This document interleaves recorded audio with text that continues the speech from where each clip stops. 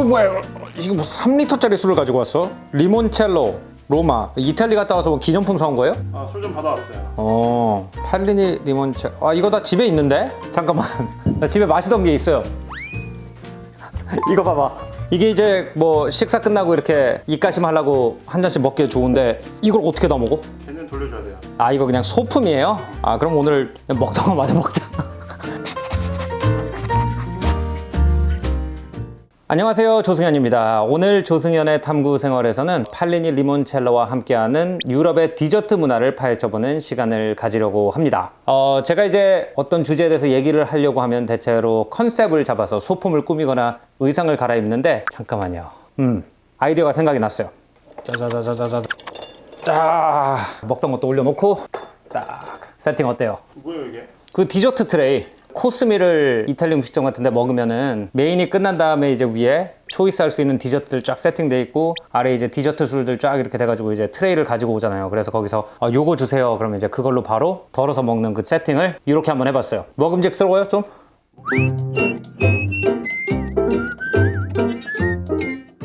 대체로 이제 우리나라 문화와 유럽 식사 문화의 가장 다른 점 중에 하나가 바로 디저트 문화인 것 같아요. 유럽 사람들은 메인 음식을 먹은 다음에 거의 대체로는 끝에 가서 굉장히 단 음식을 갖다가 바로 이어서 먹어준다는 거죠. 한국 분들이 대체로 이제 유럽의 디저트를 먹으면 너무 달다고 느끼는 경우가 많아요. 그 이유가 유럽의 케이크들은 대체로 기름진 음식을 먹은 바로 다음에 먹게 돼 있어가지고 엄청나게 달아요. 근데 우리나라는 대체로 케이크를 뭐 오후 3시 정도에 아메리카노랑 같이 먹기 때문에 그렇게 먹게 되면 너무 단 경우가 있는 거죠. 이 디저트의 어원이 상당히 재밌는데 유럽에서 고급 음식점에 가면 메인 음식을 먹은 다음에 웨이터들이 와가지고 이 그릇을 다 치우고 포크 나이프도 다 치우고 조그만 칼 같은 걸 가지고 이렇게 테이블볼을 긁어서 빵 조각 같은 것도 다 쓸어 내려버립니다. 이 프로세스를 갖다가 프랑스어로 데세르비어라고 그래요. 우리가 서빙한다라고 그러잖아요. 서빙한다라는 단어가 프랑스어로 세르비어인데 데세르비어는 말 그대로 서비어의 반대말인 거죠. 서빙한 것을 치우다. 이 디저트라는 단어는 데세르비어의 명사형이에요. 갑자기 이제 누구 집에서 밥을 먹었는데 이 트레이를 다 가져가 버린 다음에 아무것도 없으면 굉장히 심심하잖아요. 대체로 그때부터 본격적으로 얘기가 시작되는데 그래서 그때 18세기의 유럽에 수많은 다른 식민지들의 기호품이 들어오기 시작하면서 커피나 초콜릿이나 설탕으로 만든 조그만 푸티푸라고 하는 것들을 내주는 것에서 디저트 문화가 시작됐다고 합니다. 그리고 이제 오늘 제가 소개해드릴 리몬첼로 같은 술은 디저트 문화와 깊은 관련이 있기 때문에 유럽 식사의 순서에 대한 얘기를 먼저 한번 풀어볼까 해요.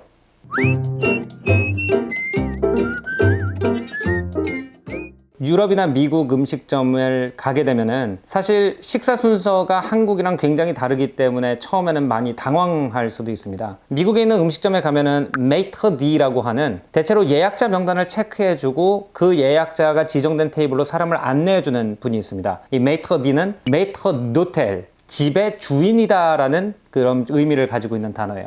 근데 메이터 D가 대체로는 테이블을 준비하고 있으니까 잠깐 바에서 기다리시겠습니까? 라고 얘기하는 경우가 있는데 그때 바에서 사람들이 아페리티프라고 불리는 식전주를 마셔요. 근데 식전주는 대체로 약간 시큼한 상큼한 맛이 있는 음료가 굉장히 많습니다. 진앤토닉이라든지 마티니, 컬린스 이런 이제 음료들이 대체로 식전주에 포함되는 음료들이에요. 식전주를 마시다 보면 이제 메이터 D가 다시 와서 식사 자리가 준비됐으니까 이쪽으로 이동하시죠 라고 얘기를 하면 어떤 음식점에서는 잔을 놓고 가도 그 잔을 그대로 내 테이블에 갖다 놔주는 것도 있고 대체로는 그냥 먹다 마시고 놓고 갑니다. 어차피 식사를 하는 동안에는 아콤파니몽, 반주라는 걸 마실 거기 때문에 굳이 이걸 갖다 다 마실 필요가 없는 거죠. 아콤파니몽은 기본적으로 두 가지 종류가 있죠. 발효주를 마시기 때문에 맥주 아니면 와인을 마시게 되는데 그래서 이제 음식점에 가면은 식사 메뉴를 가지고 오기 전에 와인 메뉴를 먼저 주죠.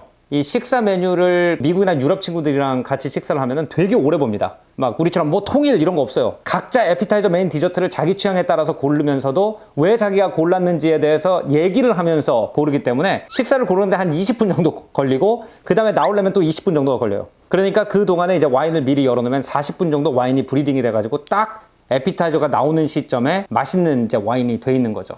메인이 끝나고 나면 아까 말씀드린 데세르비어 서빙을 갖다가 치우는 프로세스가 있고 그 다음에 어떤 음식점이냐에 따라서 디저트 메뉴가 나오기도 하고 이런 디저트 트레이가 나오기도 합니다. 디저트 메뉴를 보면 위에 이제 디저트가 3-4 종류가 있고요. 그 다음에 아래 보면은 digestive 식후주라고 써 있는 게 있고 식후주가 대체로 두 가지로 구분이 됩니다. liquor라고 써 있는 게 있고 liqueur라고 써 있는 게 있어요. 발음이 굉장히 비슷하기 때문에 헷갈릴 수가 있습니다. 서양에서 liquor라고 하는 것은 hard liquor 증류주를 말합니다.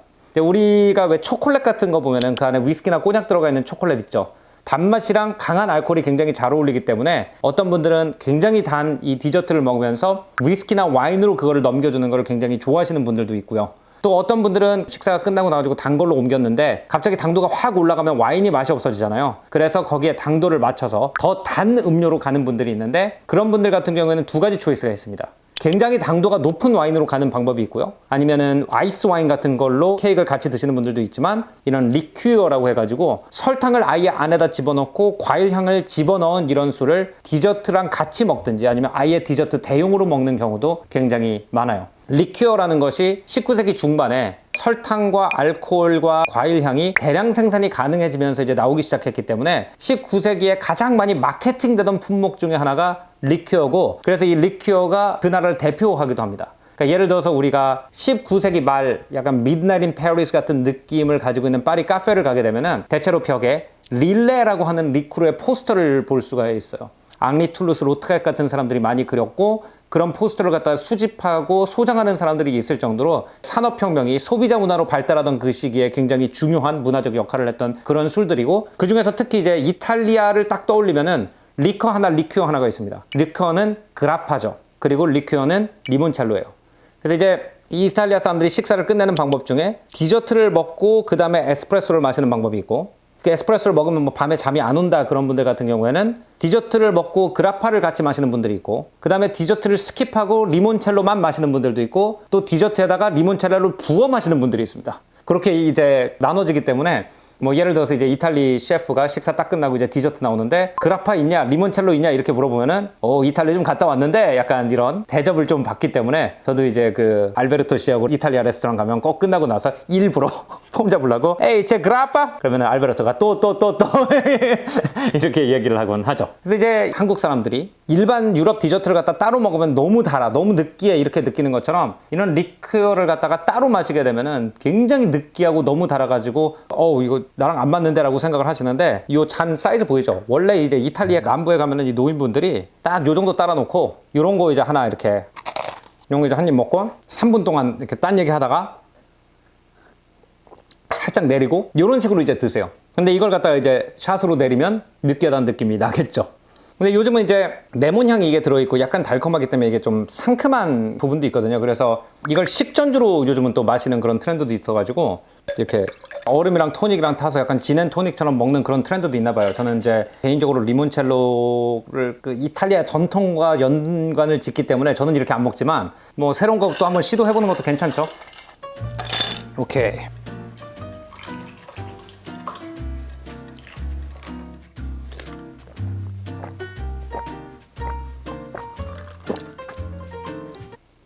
오.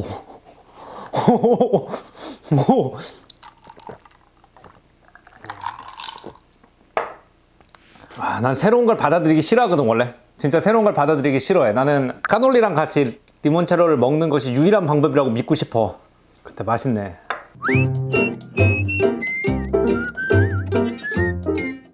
내가 리몬첼로를 처음 접한 게 1900하고도 99년이야. 20년 전인데 그때 이제 우리가 고등학교를 졸업했어요. 근데 그때 미국 고등학생들 사이에서 한참 유행하던 게 무전 여행 가는 거였어요. 그래서 친구들 5명이랑 좀 적은 예산을 들고 여행을 갔어요. 그때 이제 기차를 타고 소렌토라는 동네에 갔다가 이제 소렌토에서 아말피로 넘어갔는데, 그때만 해도 아말피가 지금처럼 막 관광객들이 많지가 않아가지고 로컬 애들이 이렇게 바다에서 놀고 있으면 걔네들이랑 섞여 놀고 약간 이럴 수 있는 분위기였거든요. 바다에서 한참 놀다가 올라갔는데 이제 카페가 있는 거예요. 거기서 이제 파스타를 시켜 먹었는데 우리가 이제 미국에서 왔으니까 디저트를 안 시키니까 너무 의아했나 봐요. 그래가지고 그럼 리몬첼로라도 하나 먹을래. 근데 리몬첼로가 뭔지를 몰랐어요. 뭐 레몬 들어간 뭔가 보다 하고 시켰는데 이런 맛이 있다니. 너무너무 독특한 맛인 거예요. 나는 그때부터 페라리와 베스파 이런 거와 더불어서 이탈리아를 상징하는 것 중에 하나가 이제 리몬첼로가 된 거예요. 그래서 이제 그 다음부터 미국에 있는 이탈리아 음식점 갈 때마다 디저트 안 먹고 난 리몬첼로 한 잔 먹겠다라고 하면 식당 주인분들이 약간 이상하게 쳐다봤어요. 왜냐면 그때만 해도 리몬첼로는 이탈리 가야 사는 거였어요.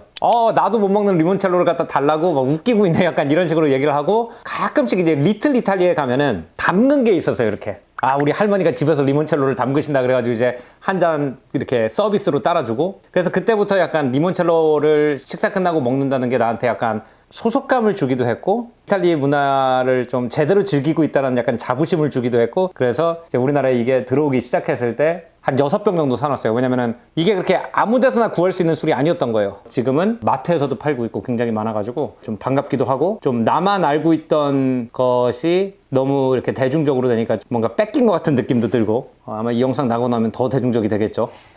그런 마음으로 오늘 저와 리몬첼로의 스토리를 한번 소개해 봤습니다.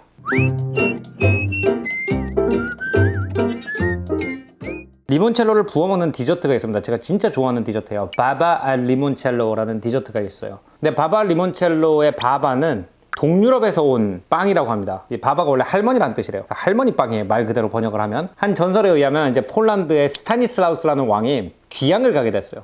나라를 뺏긴 거죠. 그때 이제 니콜라 슈토러라고 하는 페이스트리 셰프가 그 왕의 궁중 요리사로 이제 따라왔다고 합니다.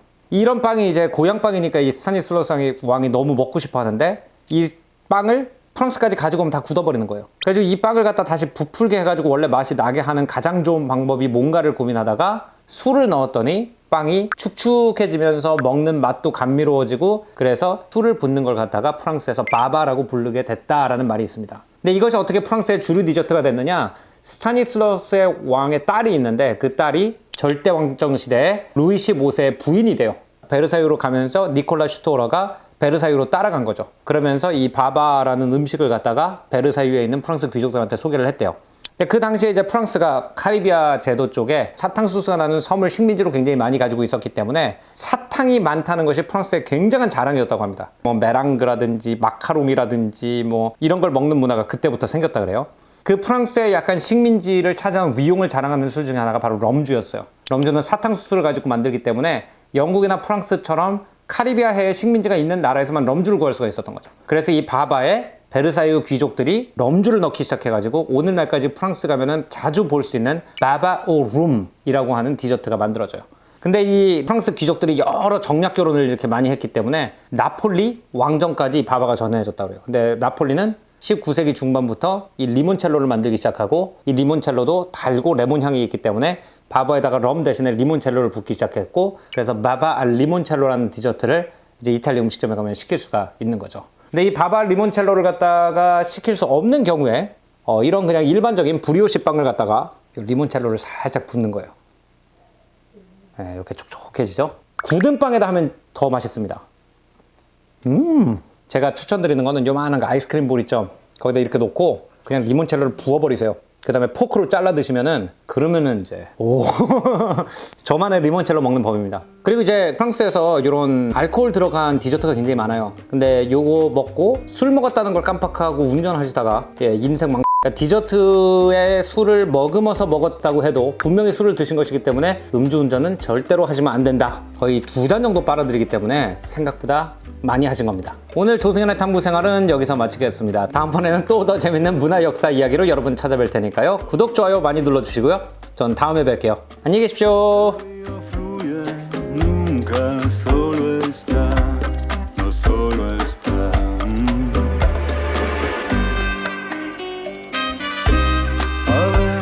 Tranquilo, a veces rugiendo.